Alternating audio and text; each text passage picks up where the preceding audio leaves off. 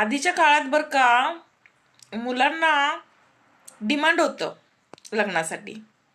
आजकाल मुलींना जास्त डिमांड आहे. याचाच फायदा मुली घेत आहेत.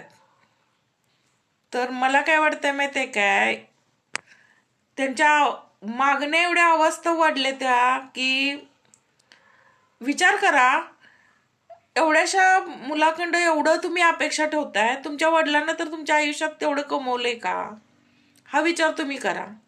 तुमचे वडील आता ज्या स्टेपला आहेत त्या स्टेपला त्यांच्याकडं घर नसे ना का, पण मुलग्याला तुम्ही घर पाहिजे, बंगला पाहिजे, गाडी पाहिजे, सगळं ठीक आहे ना, मागण्या तुमच्या ठीक आहेत, पण एवढ्या अवास्तव नसाव्यात की मुलांना लग्न म्हणजे एक मोठं समस्या वाटावं. आणि झालंय असं, आजकाल तेच आहे.